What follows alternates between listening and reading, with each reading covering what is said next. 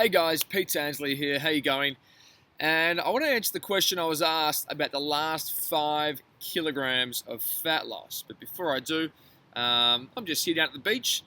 I just find I get more done outside in a park or at the beach or in a random cafe than I do at my home. Anyway, I want to talk about hormones, and your hormones are extremely powerful. They control, well, everything: your body fat, hunger, muscle, energy, libido, sleep, ambition. Every damn thing is controlled largely by your hormones. The best part is about that is that you have a huge amount of control over them every single day. So, by controlling your hormones, you can work out better, you can perform better at work, and just in general, you can feel like a boss. And that's BAWSS, like a boss. So, when it comes to those last 5 kilograms, they're really, really stubborn. They're really hard to lose as opposed compared to, say, the first 5 kilograms on your journey. So they do require some more sort of advanced strategies than just to, get fairly lean. My theory is it's fairly simple to get pretty lean, as in to look good down here at the beach in your board shorts or bikini, by following some basic guidelines, such as reduce your carbohydrates or increase them as you get leaner, reduce sugar, drink more water, eat more good fats and proteins, those sorts of things, and combining it with regular exercise. You can get pretty lean and obviously drop a shit ton of body fat by doing that.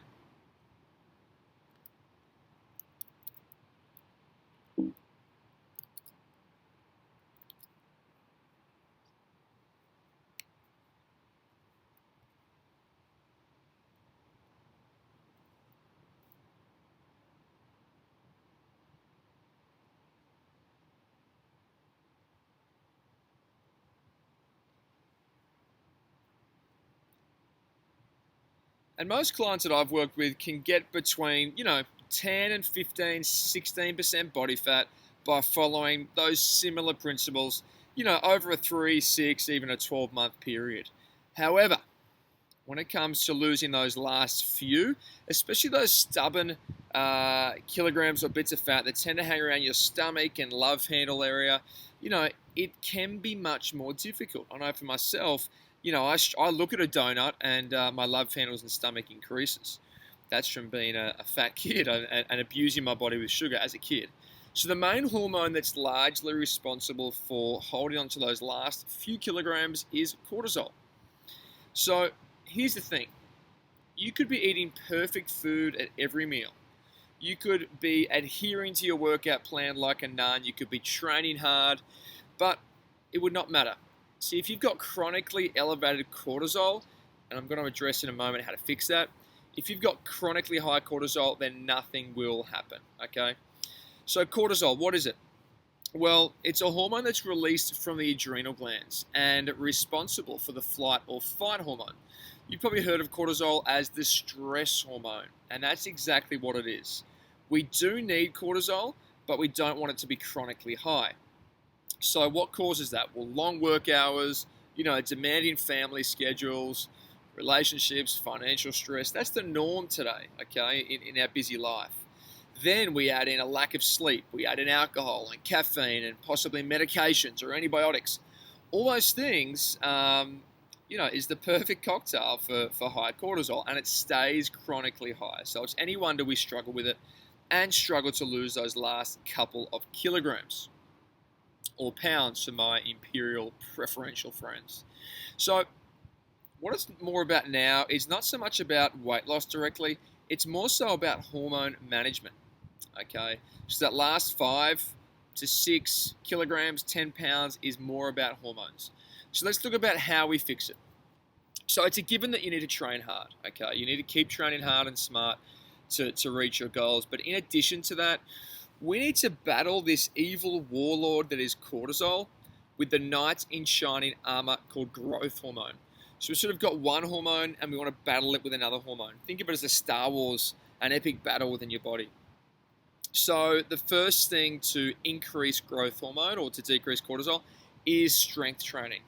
And what you need are your big compound lifts, so deadlifts, squats, pull-ups, rows, Um, you know, heavy shit. Exercises that allow you to lift heavy shit, put it back down, and repeat. So none of this nancy-pansy bicep curl for 100 reps and then 100, leg raises, Tracy Anderson style. Sorry, Tracy, but it's not going to work to decrease cortisol. That might be great for the first 5 or 10 kilograms, but you're going to need to lift heavy stuff up, put it back down, and repeat. So I could list 50 studies on this, on why you need to do that, but you don't want to read those. Just remember, big lifts equals small body, okay? And that means small body fat. So females, you won't get big and bulky. Guys, it will help you maintain or build muscle whilst getting you lean. So the next step in your battle is sleep, okay? So more sleep equals less cortisol. Of course, you can't exactly sleep your way to a six-pack. I tried that when I was at uni. It does not work. However, there's a direct relationship with your sleep and your cortisol levels. So that theory of sleep when you're dead sounds cool in theory, but it's crap for your cortisol management. So we also want to hack your diet, okay? So diet's the next big contributor to the cortisol battle. A couple of quick tips which you may not be doing. For the next 14 days, restrict your caffeine. Maybe halve it. If you're having 2, go to 1. If you're having 1, go to a half shot or a single shot. If you're having 3 or 4 or 5, you definitely need to halve it. Just for 14 days. See what happens. Take some omega-3 fish oil daily, okay? It does need to be a daily sup. Take evenly throughout the day. You might have 2 in the morning, 2 at night, or 3 in the morning, 3 at lunch. Try to take 2 capsules per meal on training days and 3 or 4 capsules per meal on non-training days. Vitamin D, even here in Australia, I'm on the Gold Coast here and it's beautiful and sunny, we are deficient in vitamin D. So vitamin D, now more than ever, is being touted as one of the most important vitamins for hormone production, okay? And we're deficient, sadly. We've gone the opposite way of being sun smart when most of us are now deficient. So what you should be taking are 1 to 3 of those tiny pills every day, little vitamin D pills, depending on your general level of sun exposure. Don't mind the ants down here crawling all over me. So you're best to take this with a fat-rich meal, something that contains some coconut oil, olive oil, or maybe a fatty cut of steak or beef for best absorption. Step 4, let's cover sleep in a bit more detail, okay? So the majority of your cortisol decreases or growth hormone increases during your sleep, especially from midnight to 4 a.m. So it's vital for less cortisol, especially if you're awake past 10, 11 p.m. You want to be in bed before that to avoid too much cortisol. I'm as guilty as the next person. I used to run off very little sleep, but it did catch up with me. So here are my top sleep tips for you. Number 1, turn off everything electronic a couple of hours before bed. If you've got a Kindle reader, that's okay because the light's different, but your computer, your phone, your TV, definitely turn it off. Tip number 2, find a routine. If you can, 7 days a week, stick to this routine. So for me, it's in bed. I sleep by 10 p.m., so I'm in bed by, say, 9:30, 9:40, and up at 4 a.m. That's how I function best. So, and your body's the same. It functions best on a circadian rhythm, which operates over a 24-hour cycle. So sleeping at set times helps to synchronize your body and your bodily function. So it's really important. So even on weekends, try to maintain that schedule. Tip number 3 for sleep is to have some carbohydrate with dinner. Yes, I know the old don't eat carbs after, 6 p.m., 2 p.m., 10 a.m., I don't know, whatever that bullshit myth is. It's exactly that. It's complete BS. So carbs at nighttime will actually change your how your body operates and help you sleep better. So you get sort of in a carb coma, which is the good thing for sleep, and you sleep better, which means your hormones are restored. You wake up feeling refreshed. You don't wake up feeling tired. You're not an insomniac. So many low-carb dieters are complete insomniacs, especially females that I help. So you do not want that.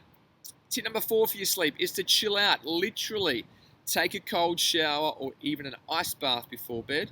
Also, some tea, some herbal teas like senna tea might help with your sleep.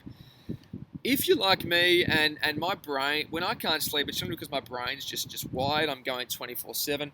do what's called a brain dump. So get out a paper or your whiteboard or whatever you record your stuff in, and just dump everything out of your head onto paper. It just seems to, when it's on paper, it seems more manageable and you can just sort of deal with it as opposed to, a million things running through your head, okay? So do a brain dump, get them on paper a few hours before bed so that your mind can relax.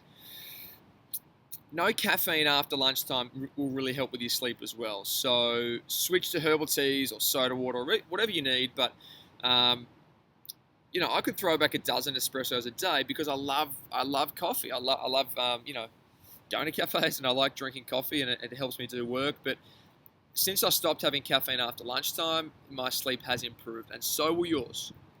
Next tip for more sleep is, you'll like this one, have more sex. So try having sex 1-2 hours before bed. Tell your partner it's for your sleep, it's the benefit for your health, and tell them that Pete insists. Okay. By the way, send me a thank you card later. Christmas gifts are appreciated. If you want to send them to my home address, I'll include it down below.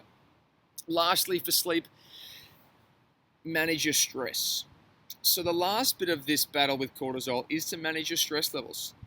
So 2 options here. Remove the thing that's causing stress, whether it's a person, an event, something you've been putting off, or get better at dealing with stress. So that could be meditation. I've recently experimented with minimum 10 minutes a day meditation. I'll let you know how that's going. I'm on day 5. Try counseling, mini vacations, more time off, less time off, getting more shit done. I think if you procrastinate, you get stressed. Whatever it is for you in your situation, try to remove or get better equipped to deal with stress. Stress is killing us day by day. But the more equipped you can deal with stress, the less cortisol you'll have and the better you will perform. So there are my tips. I really hope this helps you out with your battle of cortisol, your battle of the last 4, 5, 6 kilograms, and those stubborn spare tire kilograms and belly fat kilograms. I'm Pete Tansley. Thanks so much for watching. Down below, you can check out a free report I put together and a free fat loss workout. Check it out, and I'll send that straight over to you. Thanks so much.